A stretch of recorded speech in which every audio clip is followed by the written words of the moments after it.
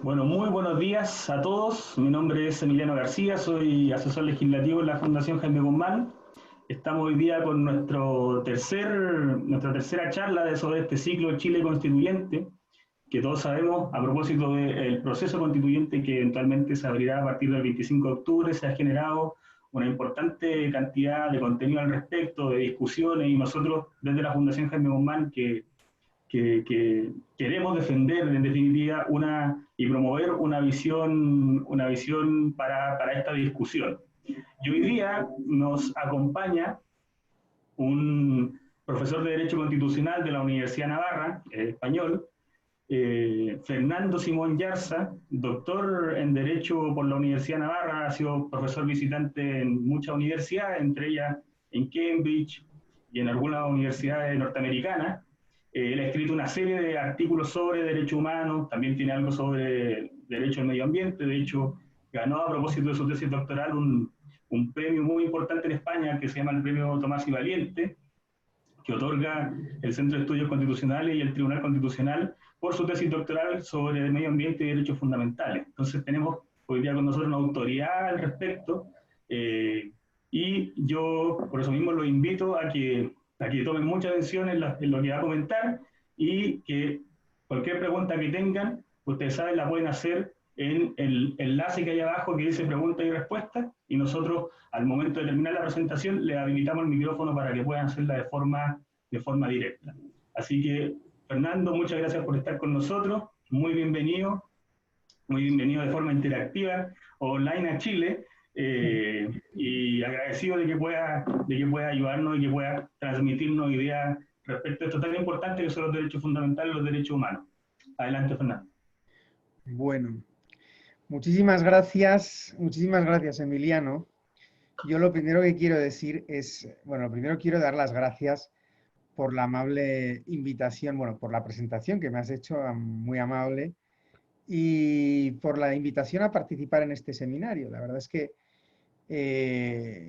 estoy muy agradecido en un momento de que se me invite a participar en un seminario en un momento tan crucial para Chile, un momento tan importante. Yo he seguido de lejos estas cuestiones desde España. He tenido la suerte de estar en Chile un par de veces, pero antes de que ocurriese todo esto. Y lo he seguido por los medios de comunicación, he seguido las protestas que dieron lugar después a la convocatoria del plebiscito que se ha aplazado para octubre finalmente. Y lo he seguido en parte con bastante pena por el cariño que tengo a Chile y pena por todo lo que está ocurriendo y también pena por ver cómo a veces se ha tratado con una injusticia tremenda, en mi opinión, el legado de personas de enorme valía y personas de una talla humana excepcional que participaron en la redacción de la Constitución chilena, a alguna de las cuales le tengo un inmenso afecto. Personas que han dado su vida por Chile y por la libertad en Chile. Bueno, dicho esto, voy a ir al tema de mi sesión, que son derechos, es el de los derechos fundamentales y derechos humanos en la Constitución. Voy a hablar, se me pide que hable de un modo muy general sobre derechos fundamentales y derechos humanos, el papel que tienen los derechos fundamentales, el papel que han tenido en el constitucionalismo y que tienen hoy en día. Los derechos fundamentales son una parte central de las constituciones, huelga decirlo, es algo bien conocido. El constitucionalismo precisamente es un movimiento que surge, bueno, se puede hablar en muchos sentidos de constitucionalismo, en cierto modo la Constitución ha existido siempre en sentido material, la estructura de un Estado, la constitución de un Estado. En el sentido de la limitación del poder se puede hablar ya que tiene antecedentes medievales, por supuesto, el constitucionalismo. El constitucionalismo moderno surge, sin embargo, de las revoluciones liberales de los siglos finales del XVII y XVIII. Se puede poner ya el origen en la Revolución Gloriosa en Inglaterra, a finales del siglo XVII, en 1688, cuando escribe el Bill of Rights de 1689 y cuando escribe John Locke sus famosos ensayos sobre el gobierno civil, especialmente el segundo. Quizá el momento central, conocidísimo, son las revoluciones francesa y americana del siglo XVIII. En todos estos casos, las revoluciones liberales, el constitucionalismo, ha estado siempre asociado a la idea de derechos, derechos individuales, derechos fundamentales, derechos, libertades básicas de la persona. Las denominaciones varían en función de contextos lingüísticos, en función de cuestiones técnicas también, pero la idea de fondo es la misma, unos derechos básicos del individuo, esenciales que el Estado debe respetar para garantizar su dignidad, para asegurar que debe respetar en virtud de la dignidad de ese individuo, de esas personas. Es algo, como digo, está en la génesis del constitucionalismo. De hecho, el artículo 16 de la famosa Declaración Francesa de Derechos del Hombre y del Ciudadano dice que un Estado en el que los poderes no están divididos y los poderes no están separados y los derechos no están garantizados no tiene Constitución, con lo cual los derechos son muy importantes, ya se ve. En Estados Unidos, cuando se aprobó la Constitución, inicialmente la Constitución no contenía un Bill of Rights. El Bill of Rights se incorporó poco después como reivindicación de los estados frente a la federación, de algunos estados reticentes a firmar la Constitución. La propia limitación del poder está al servicio de los derechos de la persona. Esa era una de las cosas que decía James Madison. Todo el sistema constitucional, en el fondo, está al servicio de la protección de los derechos individuales. Insisto, los derechos ocupan un lugar central. Los derechos más importantes o los más tradicionales son los que la tradición liberal, para la redundancia, ha llamado derechos civiles o derechos de libertad, y están reconocidos en las principales constituciones. Todas las principales cartas de derechos fundamentales de la tradición occidental incorporan una serie de derechos civiles que son el núcleo de los derechos y que han de ser protegidos por los tribunales, incluso frente al legislador. Se incluye la libertad de expresión, la libertad religiosa, entre estos derechos más clásicos, el derecho a la vida, el derecho de propiedad, el derecho, las garantías del domicilio, la inviolabilidad del domicilio frente a intromisiones ilegítimas, las garantías penales del reo, el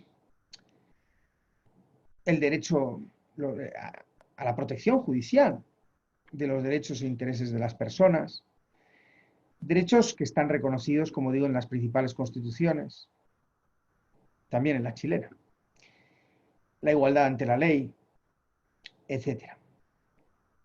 En el siglo XIX estos derechos quiero empezar con un poco de historia, para que se vea cómo ha ido evolucionando el discurso de los derechos, y luego hablaré de los problemas actuales. Me referiré sucintamente a los problemas actuales y quiero, sobre todo, que haya espacio para las preguntas. Me parece que es mucho más interesante responder a vuestras inquietudes, que responderán además, valga la redundancia, a la cuestión chilena, a los problemas que se plantean en Chile. En el siglo XIX, el legislador no se contempla como la principal amenaza de los derechos, especialmente en el continente europeo. Y el legislador es propiamente el protector de los derechos. Frente al antiguo régimen o al gobierno del rey en el antiguo régimen, se entiende que el legislador es garantía de la protección de los derechos. La voluntad general no se le ve como un enemigo de los derechos al legislador.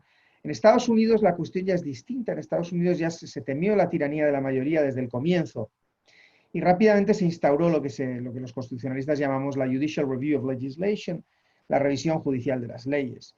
Se reconoció se suele citar Marbury versus Madison en el año 1803 como la primera sentencia que reconoce el control de la constitucionalidad de las leyes, de la acción del legislador. En cualquier caso, el control del legislador desde el catálogo de derechos tampoco tuvo mucha relevancia en Estados Unidos en el siglo XIX, entre otras cosas porque el catálogo de derechos norteamericano no vinculaba a la federación, pero no vinculaba a los estados. y muchas de las competencias más importantes estaban en manos de los estados. Bien, la expansión del control judicial de las leyes basándose en los derechos va a tener lugar sobre todo en el siglo XX. En Europa, después de los horrores de la guerra y después de los regímenes autoritarios en algunos países, los horrores de la guerra mundial, me refiero, en Alemania, por ejemplo, se introdujo el control, un proceso específico de tutela de los derechos del ciudadano.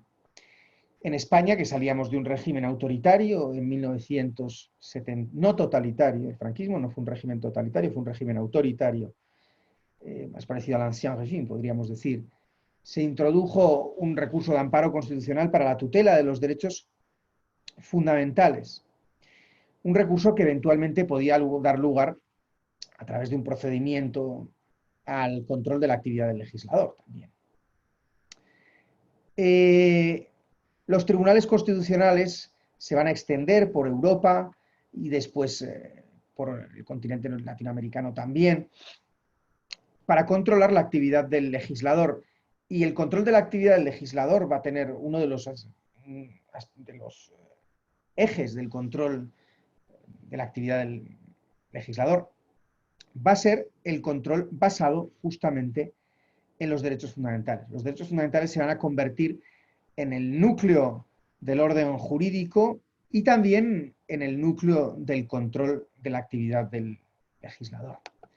En España, a través del recurso de amparo, que como digo, que se introduce ya desde el comienzo, desde la década de los 80, ello va a dar lugar a una jurisprudencia amplísima de derechos que van a ir desarrollando todas esas garantías a las que me he referido.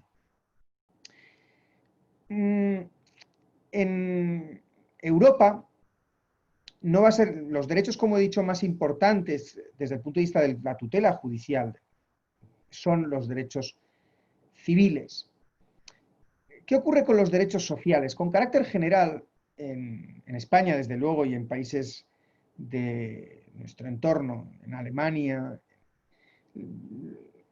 los derechos sociales, los llamados derechos prestacionales, los derechos a una vivienda digna, o cuestiones que son muy importantes, es muy importante tener una vivienda digna, obviamente, o el derecho al medio ambiente, pero son derechos que se van a considerar siempre como mandatos programáticos para que el legislador los desarrolle. Es el legislador a quien compete desarrollar el contenido de estos derechos. ¿Por qué? Porque se entiende que el juez no está en condiciones de desarrollar políticamente las exigencias que comportan esos principios. Son más bien principios, que no quiere decir que no sean importantes, quiere decir que el órgano adecuado no es el juez, el órgano adecuado para estructurar su modo de protección concreto. Son los órganos, es el órgano legislativo el que debe, y la administración y el gobierno, los poderes, el resto de poderes públicos, los que deben organizar cómo se articulan esos derechos sociales. Y eso se sigue entendiendo así, se viene entendiendo así desde muy antiguo en nuestros países. Últimamente hay voces que claman en contra de esto con argumentos desde mi punto de vista muy simplistas. Como son importantes que estén garantizados judicialmente frente al legislador. Lo que pasa es que es una cuestión técnica. El juez no está preparado para garantizar su tutela. Requieren una dotación presupuestaria, un orden de prioridades, y eso no compete al juez definirlo, sino que es el poder legislativo, el poder legitimado democráticamente, el que debe decidir cómo se articula, cómo se estructura esa protección de los derechos sociales. Esto sobre los derechos sociales. Los derechos sociales, insisto, son muy importantes, pero su protección pasa por la concreción judicial de su significado. Como he dicho, los derechos después a lo largo del siglo XX han experimentado una expansión muy grande, merced a la acción de los tribunales. Después de la Guerra Mundial, la conciencia de la importancia de los derechos se expandió por todo el mundo. Recientemente leía un artículo de Marian Glendon, una profesora de Harvard, sobre esta cuestión, ella ha escrito un libro sobre Eleanor Eleanor Roosevelt y su papel en la Declaración Universal de Derechos Humanos, ha estudiado mucho la Declaración Universal de los Derechos Humanos. Después de la Guerra Mundial se vio la importancia de poner los derechos en el centro, de que se convirtieran, de asegurarlos en todo el mundo, de promoverlos. Y personas de culturas muy diversas se pusieron de acuerdo en aprobar la Declaración Universal de Derechos Humanos, que ha servido de modelo para muchas cartas de derechos fundamentales posteriormente. Esa Declaración Universal de los Derechos Humanos se hizo con mucho cuidado, participaron personas de diversas culturas y todos ellos concebían los derechos como exigencias básicas de la dignidad humana, como bienes humanos básicos. Expresión, la sociabilidad humana, la vida, el derecho a asociarse. Son derechos muy tradicionales, pero muy esenciales, como digo. Digo muy tradicionales porque posteriormente el discurso de los derechos, como luego hablaré, se ha desbordado. Hoy en día el discurso de los derechos está absolutamente desbordado por la demagogia, por la reivindicación de caprichos, deseos, el uso de los derechos torticero por parte de los lobbies para destruir instituciones en ocasiones como la familia. Me parece que ha sufrido mucho el discurso de la ideologías como la ideología de género que apelan a los derechos muchas veces para defender una ideología, en mi opinión, contraria a la ley natural misma. Problemas que ha ido ocurriendo con los derechos. Los derechos se reconocen después de la Segunda Guerra Mundial. En muchos países los tribunales empiezan a protegerlos, como he dicho, los tribunales constitucionales. Se crean tribunales internacionales para su tutela, también el Tribunal Europeo de Derechos Humanos, el Tribunal de Estrasburgo, la Carta, el Tribunal de Costa Rica, tribunales de ámbito regional, pero de ámbito internacional para proteger los derechos. Y durante algunos años la jurisprudencia de derechos fue relativamente pacífica, fue aceptada por la mayoría de la sociedad, pero poco a poco se vio viendo que los derechos eran también un arma extraordinariamente poderosa para hacer política, precisamente por su contenido muy evanescente. Los derechos como bienes humanos básicos son primeros principios del razonamiento moral. En la tradición clásica de la ley natural se dice que los primeros principios se definen los primeros principios del razonamiento moral como bienes humanos básicos, exigencias teleológicas, por así decirlo, de la naturaleza humana. La amistad es buena, la sociabilidad es buena, la vida es buena. Claro, pero no tienen ningún contenido moral concreto. Ese es el problema que tienen los derechos humanos, que en su formulación abstracta, los derechos humanos no tienen un contenido. La sociabilidad es buena, la expresión es buena, pero eso quiere decir que se puede insultar al vecino. No, eso no lo dice el derecho en abstracto. Hace falta una interpretación o una hermenéutica basada en la razón práctica, en la razonabilidad práctica. Solo entre personas razonables podemos ponernos de acuerdo sobre qué significan los derechos humanos y ponernos de acuerdo correctamente sobre su verdad misma, ¿no? Pero los derechos en su formulación abstracta no garantizan que estén bien protegidos. Los catálogos de derechos en su formulación abstracta dicen muy poco. Los derechos humanos, en cierto modo, son todo porque cubren todo el ordenamiento. Cualquier norma jurídica del ordenamiento se puede reconducir a la protección de un bien humano básico. Y en ese sentido se puede reconducir a los derechos humanos. Incluso una norma reglamentaria de tráfico, si empezamos a justificarla, qué es lo que protege, etcétera, etcétera, llegaremos a un derecho humano, llegaremos a un bien humano básico. Todo el ordenamiento en ese sentido está al servicio de los derechos humanos. Pero claro, al mismo tiempo un catálogo de derechos humanos no es nada, es muy poco, es muy poco. Es como un gran paraguas. Entonces, ¿de qué depende la adecuada protección de los derechos humanos? Bueno, de la sensatez de quien lo desarrolle, de quien lo interprete. Apelando a los derechos humanos se pueden defender auténticas aberraciones. A mí me gusta poner el ejemplo de una paleta de colores. Tú con una paleta de colores puedes pintar un cuadro magnífico o puedes hacer cualquier aberración. Ese es el problema que plantea el discurso de los derechos humanos. Mientras el discurso de los derechos humanos está basado o estuvo basado en un humus ético compartido, en un sentido común, racional, compartido, sobre la dignidad humana, sobre lo que los clásicos llaman la ley natural, no se planteaban grandes disputas o había un enorme consenso. En el momento en que se empiezan a utilizar para defender ideologías espurias, ideologías que van en contra incluso de la ley natural o de la razón práctica, los derechos humanos empiezan a ser objeto de tensiones y objeto de discordia, que es lo que está ocurriendo hoy en día. Este es un problema distinto del problema al que me he referido cuando hablo de los derechos sociales.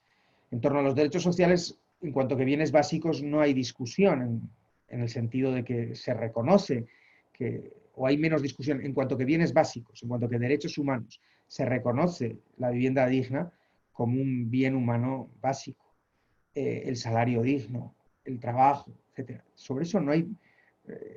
ese es un asunto pacífico, relativamente pacífico. Se reconoce que eso son cosas muy buenas.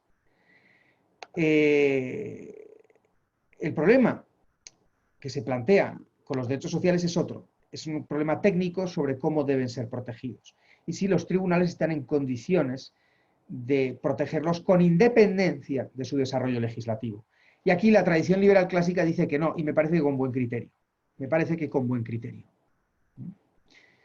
El apelar a su importancia, que la tienen, y mucha, para defender su justiciabilidad inmediata, es confundir las cosas.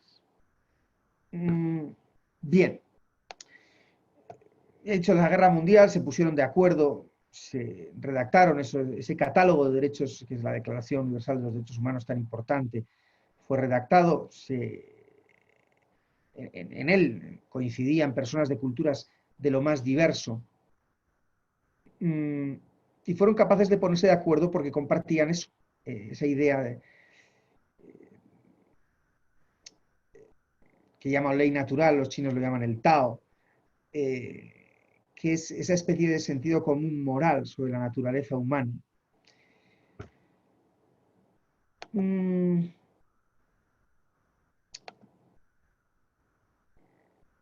Se reconocieron los derechos en muchos países, se encargó, se encomendó a tribunales su tutela, se crearon tribunales internacionales para su tutela. Y posteriormente, a partir de los años 60 sobre todo, han empezado a venir las discusiones o las disputas sobre su contenido. Disputas de muy diverso tipo. Se han vuelto muy problemáticos los derechos.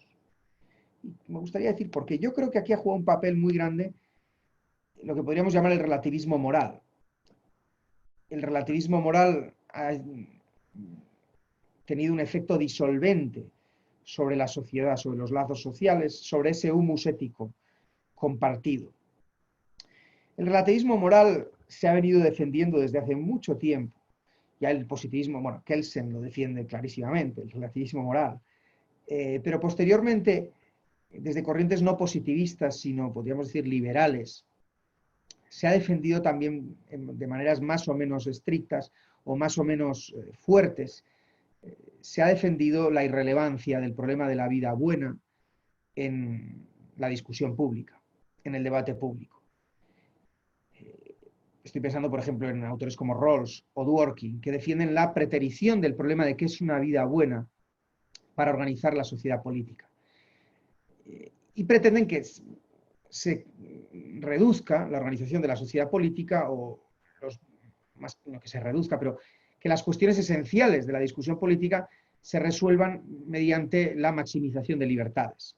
El problema que esto plantea es el choque de libertades. Bueno, plantea muchos problemas. ¿Cómo se resuelve el choque de libertades, de las libertades preferencias de unos y las libertades preferencias de otros, sin un criterio del bien y el mal, de lo que es una vida buena? Ese relativismo es muy problemático y está llevando a conflictos irresolubles en el ámbito de los derechos humanos. Ese es el primer problema que yo veo. Los derechos se convierten en reivindicaciones de deseos. Todo cuanto uno desea lo acaba reconduciendo al discurso de los derechos. He publicado un libro precisamente con ese título, Entre el deseo y la razón, los derechos humanos en la encrucijada, en el que defiendo esta idea con bastante vehemencia y dialogando también con estos autores. Los derechos se están convirtiendo en un mecanismo para reivindicar toda clase de deseos, para legitimar el deseo con independencia de que responda o no a un bien honesto. Porque no existe un bien honesto intersubjetivamente aceptable, un bonum. Ese es el relativismo. Un bonum moral honesto, lo que los clásicos llaman el bonum honestum, intersubjetivamente aceptable, ya no defiendes. No se es postergado, es relegado de la sociedad. La solución es que los derechos, los conflictos de derechos, los derechos se invocan para defender cualquier deseo y los conflictos de derechos se vuelven irresolubles o muy difíciles de resolver. Se convierte su solución en un pulso de fuerzas. Por eso los lobbies hacen presa de este discurso. Relativismo moral ha tenido un papel muy importante también en la disolución del discurso de los derechos, en esta exacerbación del discurso de los derechos, la revolución sexual. La revolución sexual ha deshumanizado la sexualidad, la ha convertido en una cuestión de puro deseo y ha tenido efectos desastrosos para la familia. Y después ha llevado a que se reivindiquen como deseos toda clase de pretensiones relacionadas con la libido, con el dar rienda suelta a los deseos sexuales que uno tiene, sean cuales sean, hasta el punto, bueno, Dworkin defiende un derecho a la pornografía, por ejemplo, incluso, pero también se distorsiona el matrimonio como institución. Todo esto tiene consecuencias demoledoras para la sociedad.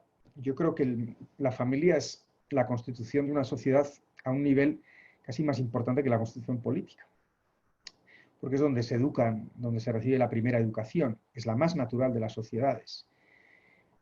El haber deshumanizado la sexualidad, y cuando digo deshumanizado es negar su teleología intrínseca, la teleología intrínseca de la sexualidad humana. Eso ha llevado, bueno, a una exacerbación del discurso de los derechos para reivindicar cualquier tipo de deseo en relación con el sexo.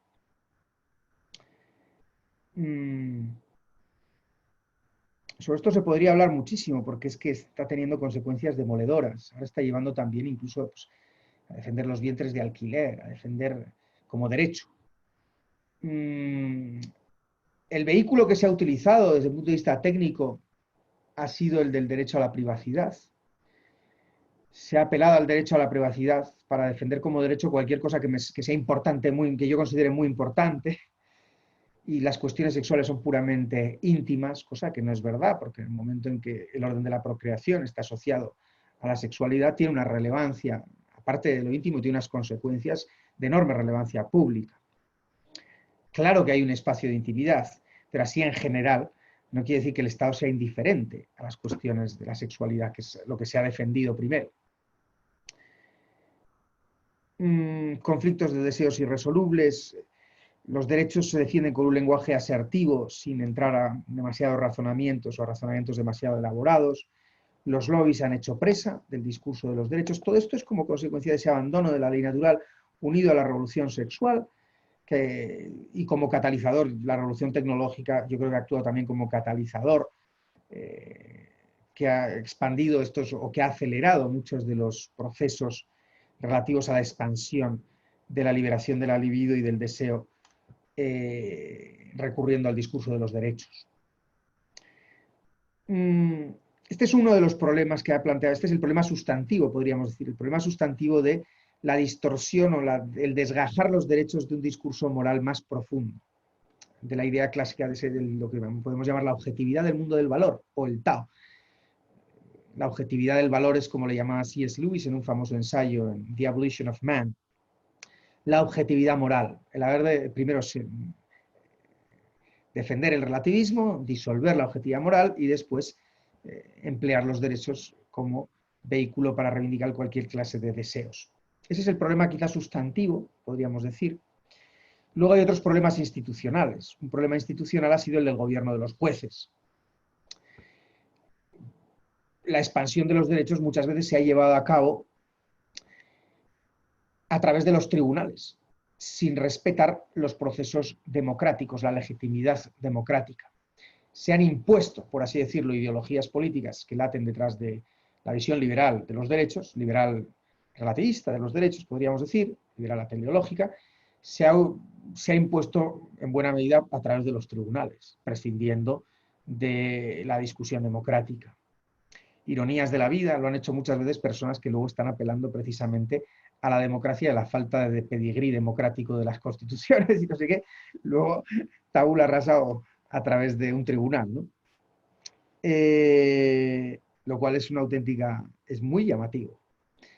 En Estados Unidos toda esta revolución se ha llevado a cabo prescindiendo muchas veces del texto constitucional. Roe v. Wade es una decisión judicial que se ampara en un derecho que no tiene un nombre en la Constitución. El derecho a la privacidad fue creado en Griswold versus Connecticut, apelando a las penumbras formadas por emanaciones del catálogo de derechos. Bueno, ¿qué significa eso? Sin respetar los textos muchas veces, ¿no? La propia Declaración Universal en el reconocimiento del derecho al aborto, lo primero que se ha ignorado y se ha hecho en muchos países es la propia Declaración Universal de Derechos Humanos, que dice que todo ser humano tiene derecho en todas partes al reconocimiento de la personalidad jurídica. Todo ser humano tiene derecho en todas partes al reconocimiento de la personalidad jurídica. Artículo 6 de la Declaración Universal de los Derechos Humanos. Claro, ya podemos cambiar el significado de las palabras, decir que no es un ser humano el no nacido, lo cual desde el punto de vista biológico es absolutamente insostenible.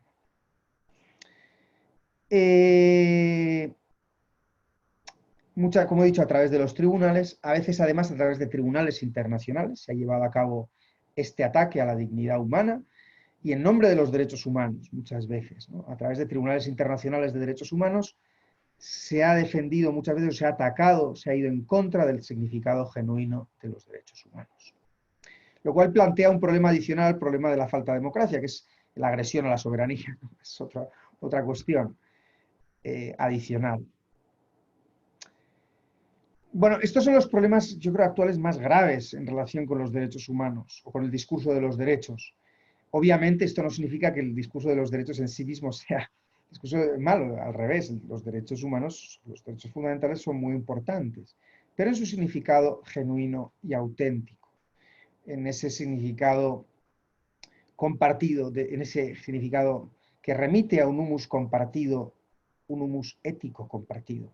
Y en lo que hay discusiones, en las cuestiones que dividen a la sociedad, ya solo por respeto institucional al adversario, no hay que recurrir a los derechos humanos, no hay que resolverlas con los derechos humanos, habrá que resolverlas con los procedimientos democráticos, ya por una cuestión de decencia democrática. Muchas veces quienes más presumen de decencia democrática son justamente los que han utilizado los tribunales para anular al adversario político. Un último problema que plantea el discurso, hoy en día el discurso de los derechos, es que los enfoques, estos enfoques maximalistas o expansionistas que persiguen, que identifican cualquier clase de deseo con los derechos, se vuelven dialécticos, acaban no reconociendo los derechos de la conciencia de quienes disienten. Es lo que yo llamo la dialéctica de la tolerancia liberal. Se acaba pisoteando la conciencia de quienes disienten, porque en nombre de los derechos se empieza defendiendo una cuestión como una libertad y después se exige que todos reconozcan las bondades de ese ejercicio de esa libertad, de ese derecho, aunque no se comparta.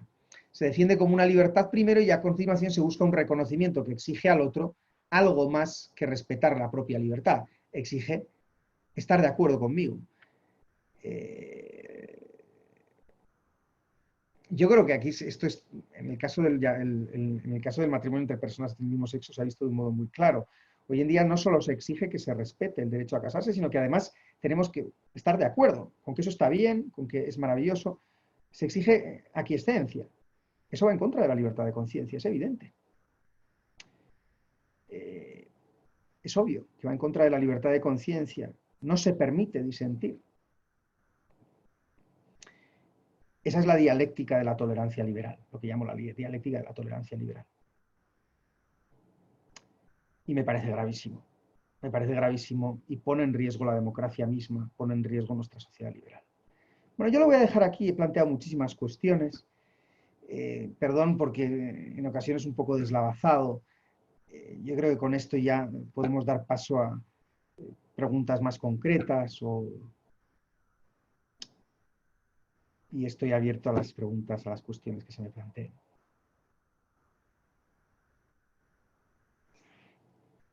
Emiliano. Emiliano. Sí, ¿qué tal? Bueno, muchas gracias Fernando por la presentación.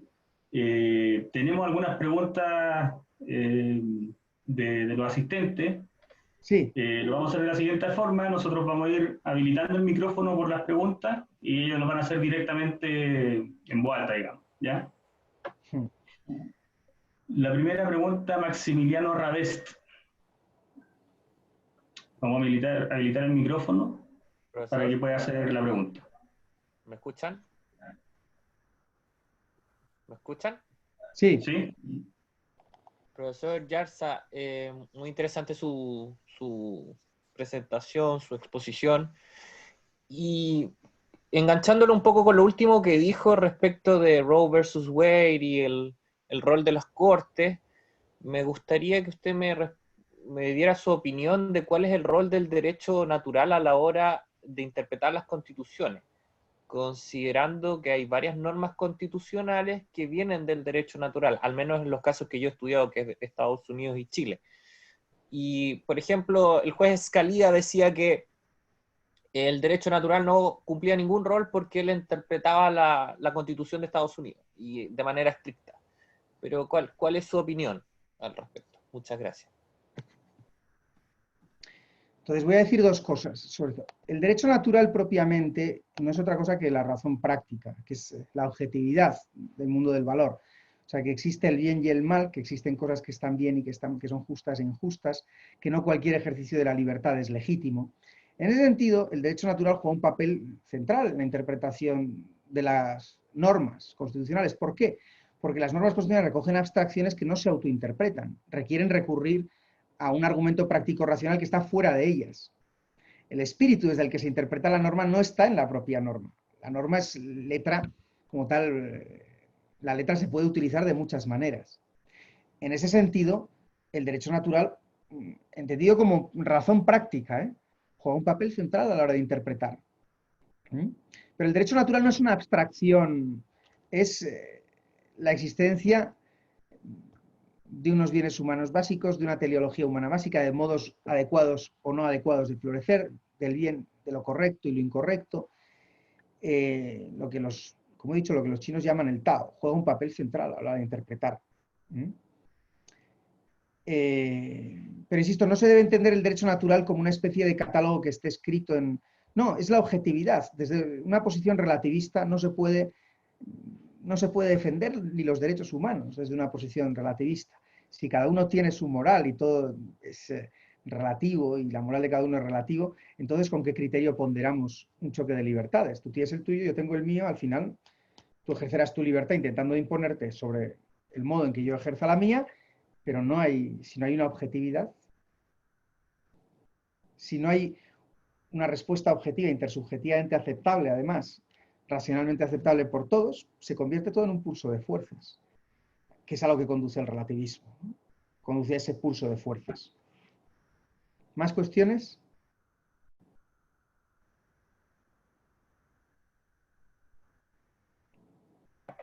Ahí sí, perdón. Tenemos una segunda pregunta de Marcelo Ovalle. Vamos a habilitar el micrófono para que pueda hacerla directamente. Marcelo.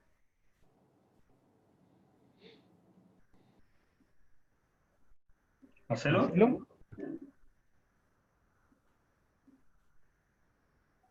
Si no, tenemos otra de Amanda. Sí. Bueno, Demanda. Marcelo. Marcelo. Bueno, vamos a pasar, vamos a dejarla para el final si Marcelo quiere. Y Sí, vamos a habilitar el micrófono a Amanda Peppers, que también tiene una pregunta. sí. Hola, ¿me escuchan? Sí, ¿Sí? Amanda. Ya, perfecto. Muy interesante su exposición. Hay varias cosas que me aclararon bastante. Y yo tengo una pregunta. Sucede que la lucha de género comienza desde el siglo XIX aproximadamente, como el derecho a la libertad, el derecho de después tener una libertad financiera, tener propiedad, etcétera. Pero, ¿por qué ahora, o quizás viene de antes, no lo sé, quiero saber su opinión del por qué es como un deseo? Por ejemplo, cuando nombra, en este caso, respecto a la lucha de género, el derecho al aborto, y en este caso también integro las comunidades LGBTIQ+. ¿Por qué usted considera que es a partir de un deseo, ya que está destruyendo la familia? Bien. Esto nos llevaría lejísimos, ¿eh? O sea, esta es una cuestión... vamos a ver. Sobre el aborto, porque es matar a un ser humano. Fundamentalmente esa es la cuestión. Insisto, podríamos aquí abrir un debate larguísimo. Y sobre el tema de la familia, antes incluso de prejuzgar, el derecho al matrimonio es el derecho a acceder a una institución. Todo va a depender, el contenido del derecho a acceder a la institución va a depender del significado que tenga esa institución. No se puede defender el derecho al matrimonio con independencia del contenido de la institución matrimonial.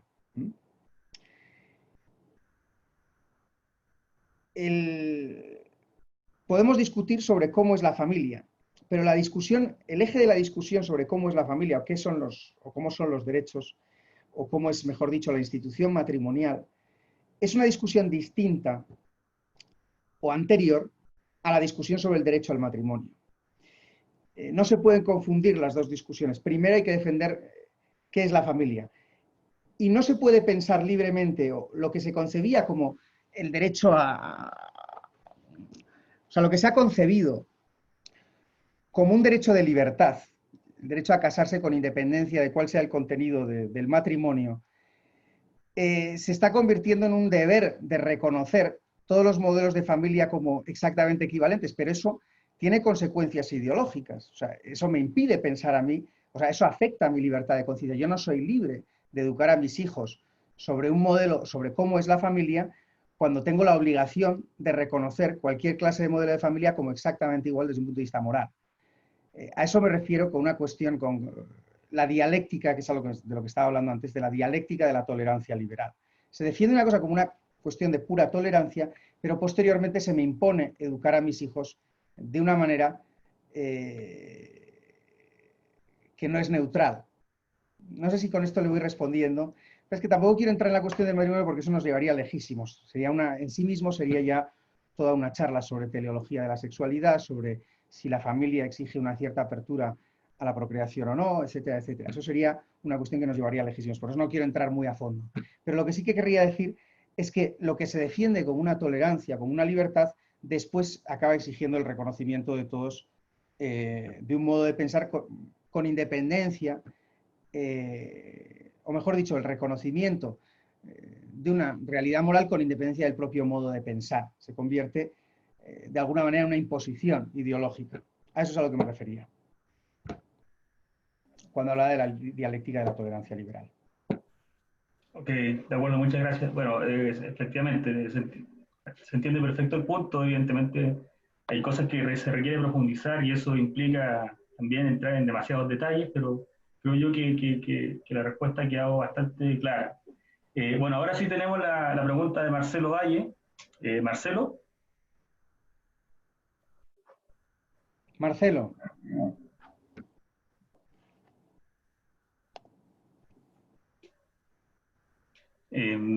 Marcelo, ¿se escucha? No, bueno, lamentablemente no se escucha. Voy a hacer una pregunta yo, que algo que se comentó también en algún momento que usted que lo esbozaste, a Sí. propósito de los derechos sociales. Eh, Me imagino que en España es distinto en Chile respecto a este tema en particular. ¿Usted cree cuál es si se debe avanzar en la protección de los derechos sociales y finalmente, ¿qué opina acerca de la teoría de la propietarización de los derechos sociales que muchas veces se ha usado, incluso en Chile, para proteger dichos derechos como en el fondo como objeto de protección, ya sea en este caso por el derecho de propiedad? Vale. Sobre los derechos sociales yo mantengo la postura, vamos a ver, mantengo la postura general mayoritaria en mi país. Creo que los tribunales no son, o sea, los derechos sociales son muy importantes, que están relacionados con la dignidad humana, pero al mismo tiempo pienso que los derechos sociales, bueno, que la articulación concreta del modo de proteger los derechos sociales requiere una actuación legislativa y una organización muy intensa. No se puede, o sea, se requiere una organización un desarrollo muy intenso. En ese sentido, pienso que los jueces no son los órganos más adecuados para tutelarlos. Sobre la propietarización, yo no sé, supongo que se refiere a la teoría de la irreversibilidad o la irreversibilidad de las conquistas sociales, ese tipo de cosas. O sea, que a través de la propiedad, una vez que se ha adquirido un derecho social, ya no se puede, se convierten en derechos adquiridos, ¿no? Que ya no se puede dar marcha atrás. ¿Se refiere a eso? Me parece que es una teoría errónea. Yo es una teoría que no comparto. Creo que es un error muy serio. Porque desconoce las diferencias de coyunturas políticas. Una crisis, por ejemplo, puede dar al traste con la situación económica actual y exigiría replantearse la organización de los derechos sociales. Una crisis económica, por ejemplo. Entonces, propietarizar los derechos sociales me parece que desconoce la dependencia, la condicionalidad de los derechos sociales siempre respecto a la situación económica vigente. Ese es el problema principal que le veo. No sé qué...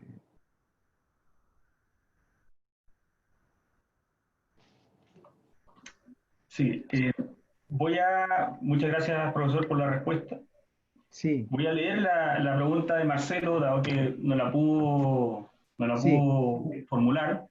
La pregunta dice así: se dice que la dignidad es el fundamento de los derechos fundamentales, pero en el caso de conflicto entre derechos y específicamente en el de la vía de solución, es el principio de proporcionalidad. ¿Qué rol juega esa dignidad para la decisión del juez?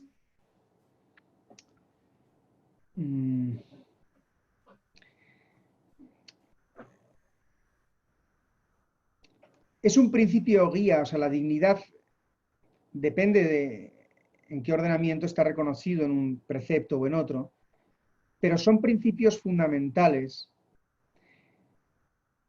que se hallan en la base de todo el catálogo de derechos. En ese sentido, no son criterios técnicos de solución judicial, sino que son criterios que permean, que impregnan todo el catálogo. Por eso es muy difícil atribuirles un rol técnico. La dignidad propiamente no desempeña un papel técnico en el razonamiento judicial, sino que es un principio inspirador de todos los derechos fundamentales. Por eso en la decisión del juez juega un papel relativamente escaso, por así decirlo, como principio técnico. Esa es la respuesta que daría.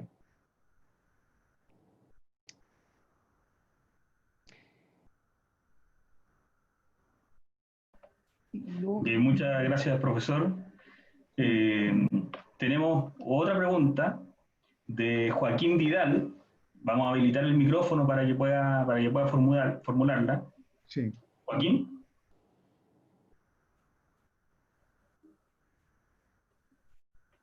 Tiene el micrófono deshabilitado.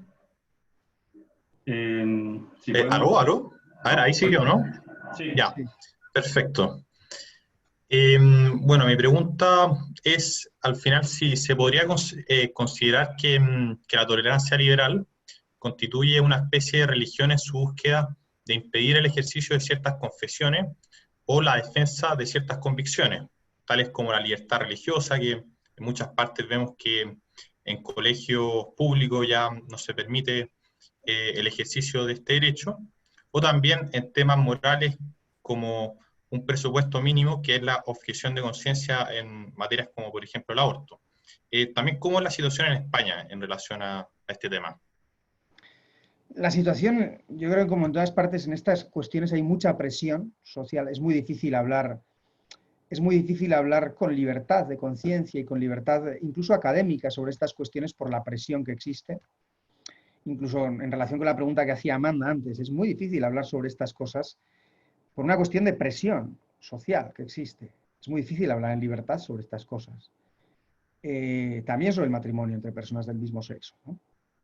Y sobre un tema sobre el que quiero volver para ampliar un poco la respuesta que le daba. La dialéctica de la tolerancia liberal consiste en que se empieza defendiendo como tolerancia ciertas cosas y después se acaba imponiendo el pensamiento que late detrás de esos ejercicios de libertad.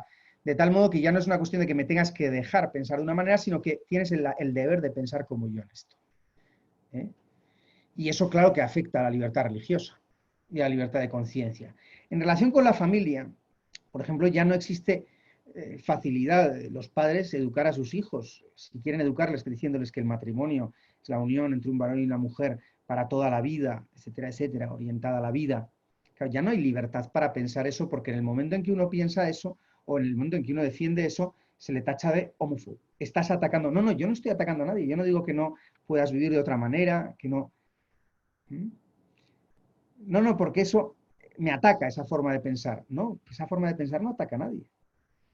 Por eso digo que lo que se empieza defendiendo a veces como una libertad acaba defendiéndose, imponiéndose, exigiendo un reconocimiento que trasciende la mera libertad. Y de este modo conecto un poco, profundizo un poco más en la pregunta de Amanda, hasta lo que puedo profundizar aquí, porque como digo, es una cuestión que exigiría, nos llevaría lejísimos, ¿no? Pero ya se respira un ambiente social de presión y de falta de libertad de pensamiento en muchas de estas cuestiones, ¿no? Se crean nuevos términos con los que queda anulada la libertad de pensamiento y la libertad de expresión, términos cuyo significado a veces es difícil de, no sé qué, fobu, pones cualquier cosa adelante y ya quiere decir que si no piensas de una determinada manera estás atacando a alguien. Un momento, eso no es así.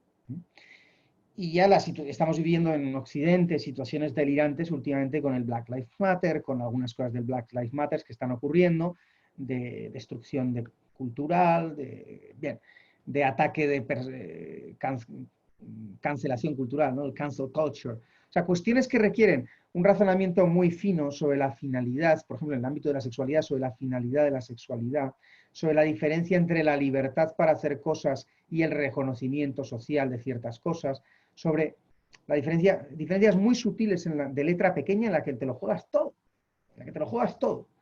Todas esas cosas quedan anuladas en ocasiones por un discurso ideológico de los derechos que paradójicamente acaba anulando otras libertades mucho más elementales, como la libertad de pensar de una determinada manera, de tener la libertad de la conciencia, en última instancia, que es la que más está sufriendo con todos estos discursos.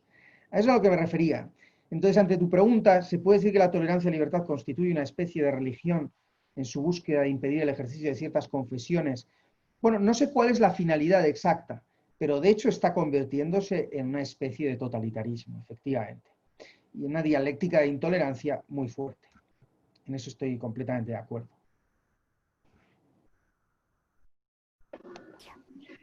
Muchas gracias por la respuesta, Fernando. Bueno, y una última pregunta ya para cerrar, esta vez la haré yo. Bueno, a tu juicio, ¿cuál debe ser en el fondo, cuál debe ser el presupuesto político quizá o incluso intelectual que se debe ir generando para poder avanzar quizá en desideologizar en definitiva el discurso hoy día de los derechos fundamentales, que bueno, como hemos visto sobre todo, por ejemplo, la realidad chilena, el sistema interamericano, la realidad general de Latinoamérica, en fin, tiende mucho hacia esas concepciones acerca de los derechos. ¿Cuál es tu opinión respecto a eso y en definitiva, cuál es el rol que cabe como a quienes quieren defender, digamos, la dignidad humana como límite y también como el presupuesto fundamental de esos derechos? Yo creo que hay muchas vías de lucha, por así decirlo, entre comillas, si se puede hablar así, o de batalla cultural. Quisiera decir dos cosas, sobre todo. Fundamentalmente, bueno, diría dos cosas. Uno, recuperar la tradición clásica del pensamiento occidental. El pensamiento político clásico, aristotélico, tomista, etc. Toda la tradición central del pensamiento occidental de la razón práctica. Recuperarlo, que es la idea del bien común, la idea clásica del bien común, la necesidad de la comunidad para el desarrollo de tradiciones morales, que eso es un poco lo que he intentado en este libro al que me refería antes, Entre el deseo y la razón. Esa es la línea que he procurado seguir. Yo creo que eso hay que recuperarlo en la academia, hay que rescatar los clásicos. No solo, o sea, he dicho Tomás de Aquino, Aristóteles, pero también está Cicerón, los clásicos de República, muchos. El comunitarismo clásico, si se le puede llamar así. Hay muchos autores que están embarcados en esta tarea. Eso por un lado. Tratar de recuperarlo para el constitucionalismo también. Y luego crear el mejor modo de luchar por la libertad de expresión es ejercerla. Procurar hablar, decir lo que uno piensa, con respeto, con profundo respeto a las personas, pero defender lo que uno piensa,